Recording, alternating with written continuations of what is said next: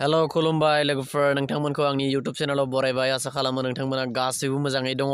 आरो आंबो दासान्दि मोजाङैनो दंथ'यो दा दिनैहाय आङो नोंथांमोननि गेजेराव मोनसे गोदान ब्लग भिडिअ लानानै फैदों थ' नोंथांमोना भिडिअखौ जोबजासिम नायलां आं सानफ्रोमबो लाबोनाय बायदियै दिनैनि ब्लगआ एसे गुबुन जागोन थ' बेनिखायनो नोंथांमोनखौ दिनैनि भिडिअखौ जोबजासिम नायलांगोन होननानै मिजिंथिबाय आसा खालामो नोंथांमोना भिडिअखौ जोबजासिम नायलांगोन थ' आङो दायो दंफैयो दुब्लि गेजेराव नै दुब्लि गेजेर जेरैबो माने माइ हालेवनाय नारा माइनि नारा बेबायदिल' नुगौमोन थ' ना बेथिंबो बिदि आरो ना बाइक लाना फैदों आंनि उनाव दङ गजेन मा खबर कि खबर कसन हामा किया बेसेराखौ लाना फैदो ना मुरना दंमोन बेसेराया लाना फैदो बेखायनो दुखु मोनदों रा मुरना दंमोन ना दानि थ' जियानो जा लोगोफोर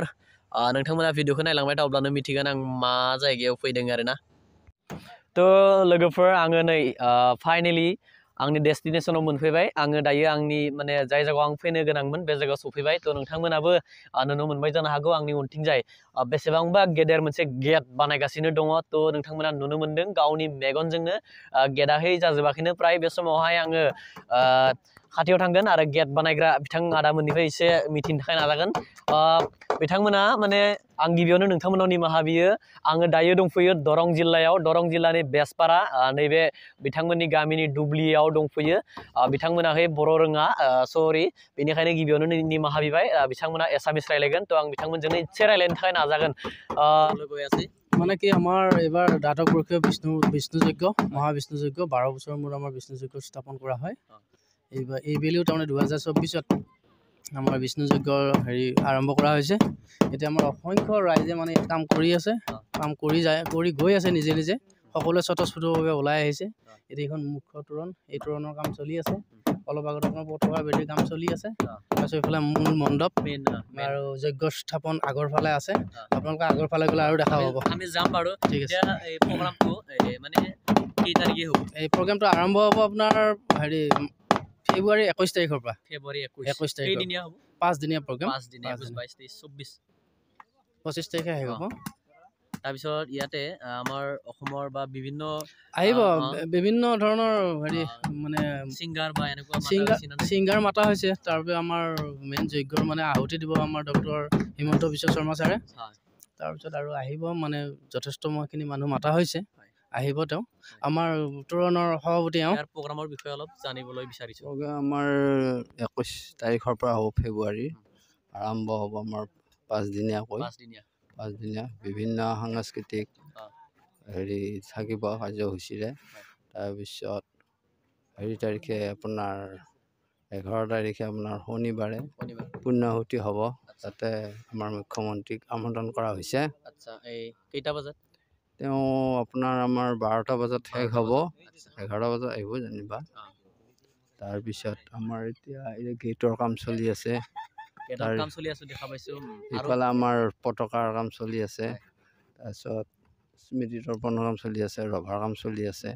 এনেকৈ আমাৰ 5 দিনীয়া কাৰ্যসূচী আছে চব আছে ধন্যবাদ থাকিল আপোনাক মিথি মোনबाय जानो हागौ बिथांमोन बे समावहाय गोबां बाथ्राखौ फोरमायबाय थ' आङो सिङावहाय थांनो नाजागोन थ' नोंथांमोननो सिङाव थांनानै एसे दिन्थिनो नाजाबावगोन जोङो सिङाव बुजिनाय सिनायनाय आरो जितिया किन्तु नामनि बिखय नोंबो मिथिया किन्तु এনেকুৱা মানে मानसिफोरखौनो नायनानै माने देहाखौ माने गोसोखौ माने बहुत गोजोनग्लायनाय मोन्दोंमोन आरो जोङो बेनो आरो मोनसे दृश्य थालांबाय आरो मन'द आरो बे दृश्यखौ माने ओरैबायदि 2024 बोसोरनि आगोलनि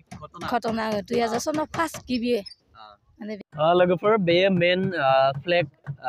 दैखांनाय जायगा जागोन थ' जोबोद गेदेर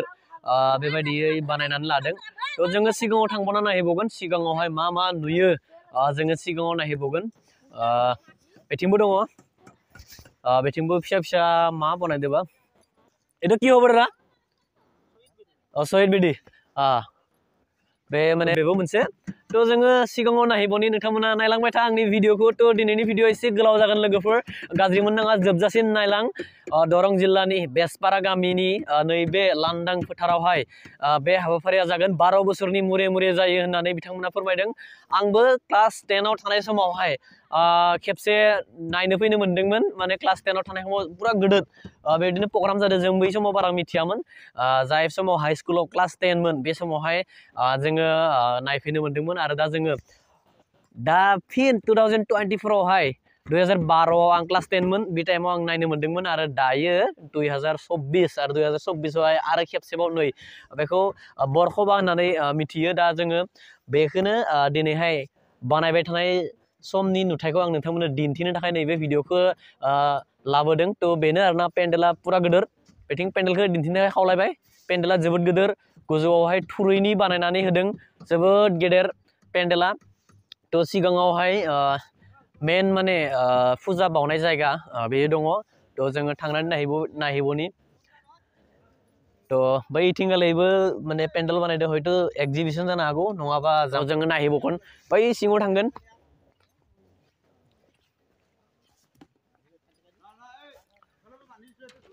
थ' पेन्डेलनि काम सोलिगासिनो दं बिथिंगालै पेन्डेल काम मावगासिनो दं